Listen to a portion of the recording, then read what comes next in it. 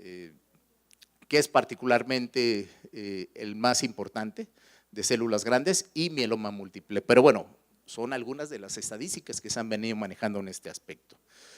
Y bueno, pues sabemos que el cáncer está asociado con un incremento en la incidencia de trombosis. Esto es muy importante enfatizando, porque creo que la mayoría estamos en contactos con pacientes con cáncer, a veces por interconsultas, a veces documentando en el estudio de un paciente que tenga una neoplasia hematológica, nos llegan N cantidad de pacientes con otros tumores y a veces algunos de ellos que llegan con datos de trombosis para que estemos al pendiente. Bueno, y un dato importante que quiero señalar, habitualmente, si bien es cierto, el doctor Trousseau hablaba de una trombosis venosa, ya está bien documentado que no necesariamente tiene que ser una trombosis venosa, es trombosis venosa y trombosis arterial, los dos casos, puede ser infarto, una trombosis arterial periférica o incluso un stroke, pueden ser las causas de esta famosa relación.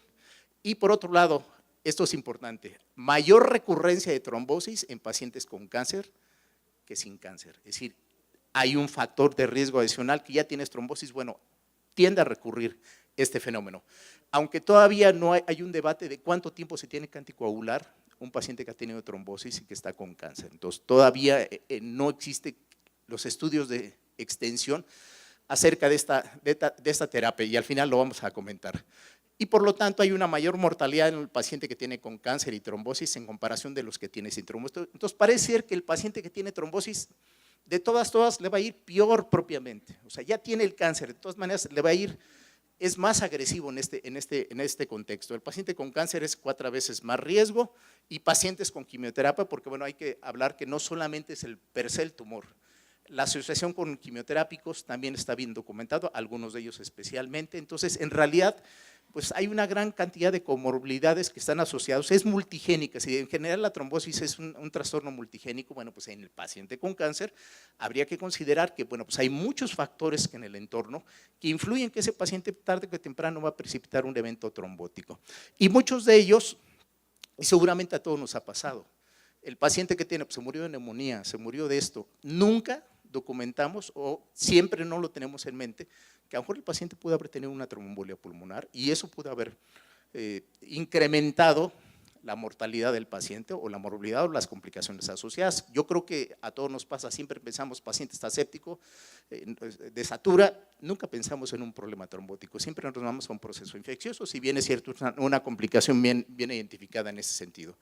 Así que la incidencia informada de trombosis asociada a neoplasias malignas hematológicas es muy heterogénea. Van a ver ustedes que hay una gran cantidad de estudios porque ya hay, yo creo que hay estudios desde hace prácticamente 20 años, hay un autor que no se olvida por el apellido, uno que se llama Rucco y colaboradores, fue uno de los primeros que empezó a investigar esta asociación entre linfomas y habitualmente lo hace referencia como que el hematólogo, y así lo hacía, dice, como que tenemos un poco de desprecio sobre los eventos trombóticos porque decimos, no, tiene trombocitopenia, el paciente tiene tendencia hemorrágica y habitualmente el hematólogo, yo lo decía él hace 20 años, habría que cuestionarnos al día de hoy, ¿qué tanto hacemos tromboprofilaxis metiendo los riesgos que están bien identificados? Y él decía que el hematólogo en general dice, el paciente tiene trombocitopenia, tiene riesgo hemorrágico, entonces en general no se tendía a hacer tromboprofilaxis en el paciente hematológico. Esta tendencia está cambiando porque vean las cifras tan heterogéneas, van desde el 1 hasta el 36%, claro, va a depender del tipo de tumor,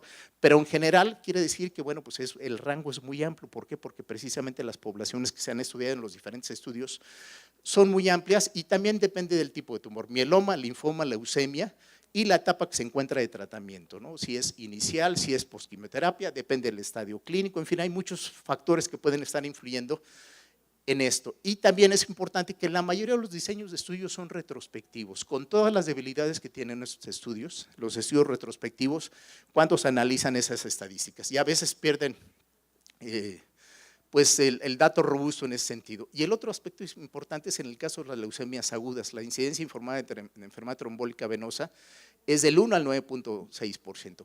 Y esto puede aumentar en el 12.1% en el tratamiento de la inducción. Creo que la mayoría de los que hemos tratado pacientes, en alguna etapa de nuestra vida hemos visto pacientes que tienen leucemia y se trombosa. Uno le atribuye inmediatamente el catéter y no necesariamente puede ser el catéter. Entonces sí está documentado una serie de causas identificadas en este aspecto.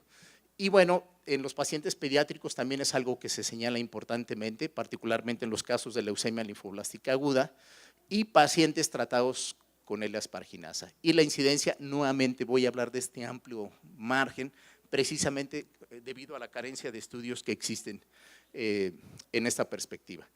Viéndolo así, bueno, no hematológicos versus hematológicos, bueno, ya hay que empezarlos a ver en perspectiva. En general, yo creo que esto es tanto para el oncólogo, el internista, todos los que ven pacientes que potencialmente están buscando un problema de una neoplasia, ver que algunos tumores pueden estar presentes y estar generando alguna tendencia de tipo trombogénico. Por ejemplo, en este estudio que salió publicada, la incidencia de factores de riesgo de eventos de linfoma,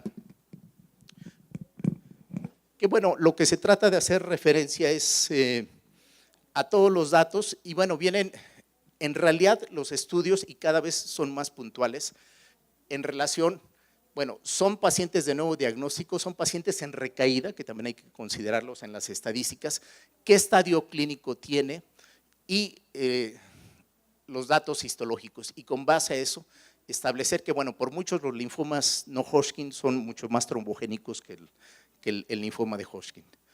Y aquí vemos el sitio, trombosis venosa, extremidades altas, 36, en tórax y abdomen 3, extremidades inferiores 20.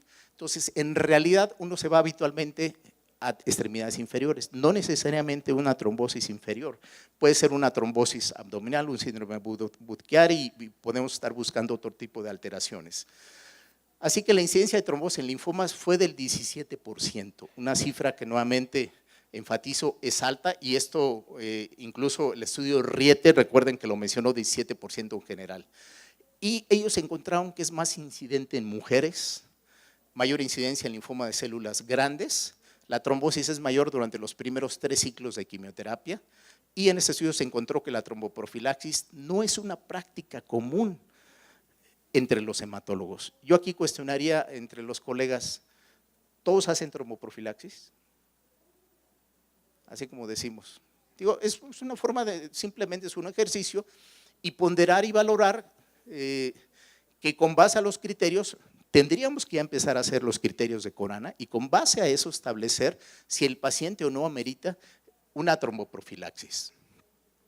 Y por otro lado, pues hay diversos estudios, cada vez más, trombolismo venoso, incidencias en neoplasias malignas y un grupo de alteraciones que cada vez se ven con mayor frecuencia que se están observando. Ahí vemos los autores de este artículo.